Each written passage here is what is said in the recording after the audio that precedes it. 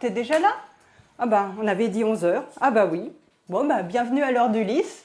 Je suis tellement concentrée sur mon travail que je t'avais pas vu. Bon bah, aujourd'hui, on va parler du temps. Donc je vais te montrer. Tiens, je te prête ma loupe, tu me la rendras tout à l'heure.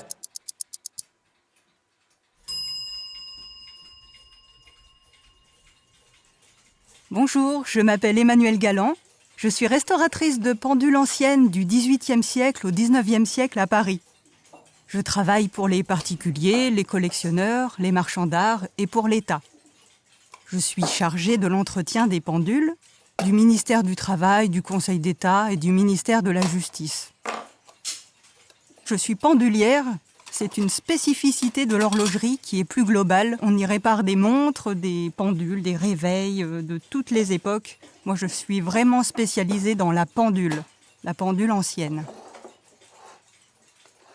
L'intérêt des pendules est venu avec mon premier stage professionnel chez Monsieur Corpechot, qui m'a montré l'importance de préserver ses héritages historiques.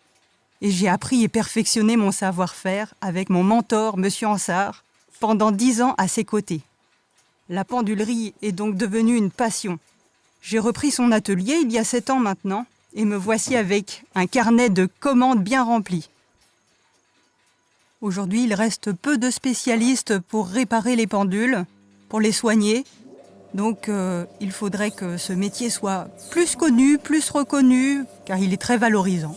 Je trouve qu'on a toujours un lien particulier avec nos pendules, avec toutes les pendules que l'on restaure. On les a vues arriver encrassées, abîmées, maltraitées, et ensuite on les voit renaître sous nos mains. C'est très gratifiant.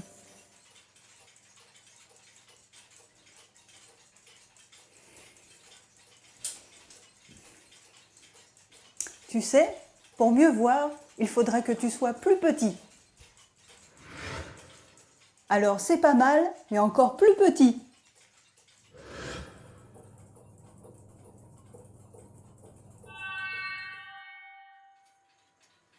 La vocation m'est venue avec cette petite fille curieuse que j'étais, qui démontait ses jouets mécaniques pour en voir l'intérieur. Après ma 3e, j'ai décidé de faire un CAP en 2 ans, puis un BMA en 2 ans à l'école d'horlogerie de Paris. L'école d'horlogerie de Paris aujourd'hui, c'est le lycée Diderot, où tu pourras apprendre le savoir-faire du métier. Nous sommes une équipe, mais chacun a la tâche de travailler sur sa propre pendule, du début à la fin. Ce qui est amusant quand on répare des pendules, parfois en les ouvrant, on découvre des petites surprises. Une fois, en démontant un mécanisme, à l'intérieur, il y avait une petite gravure d'un ancien poilu qui se plaignait que la guerre allait peut-être bientôt recommencer. C'était en 1937. Donc, on pense à lui. Alors moi, je travaille à l'ancienne. Je travaille encore avec des outils à main, des outils qui n'ont pas vraiment changé depuis le 19e siècle. Ici, tu es un peu hors du temps. En étant horloger, on ne peut pas travailler dans l'urgence. Chaque geste doit être précis et minutieux. Même si mon métier est ancien, je vois que c'est un métier plein d'avenir car j'ai beaucoup de demandes. Maintenant, j'ai envie de transmettre à mon tour. D'ailleurs, je viens d'embaucher Rémi, qui n'a pas eu le même parcours que moi. Il était autodidacte, puis a fait des études d'horlogerie à Paris. Depuis quelques jours, j'ai un stagiaire qui a rejoint l'équipe. Les qualités qu'il faut avoir pour ce métier, c'est la patience surtout, la minutie. Il faut être organisé, observateur et surtout aimer ça.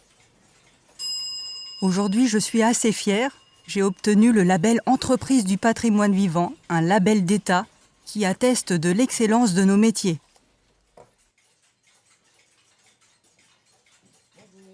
Je suis un peu le médecin des pendules. Du coup, je dois détecter les pannes des pendules en les écoutant. Il faut avoir une bonne oreille.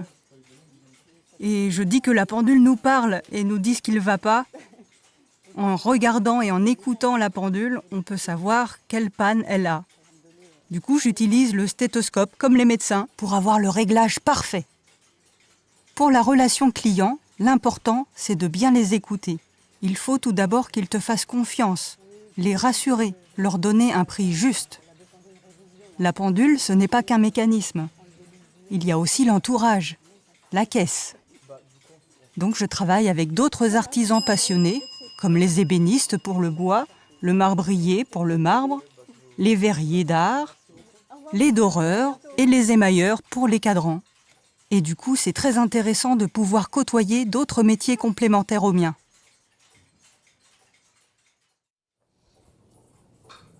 Il est temps de retrouver ta taille normale maintenant.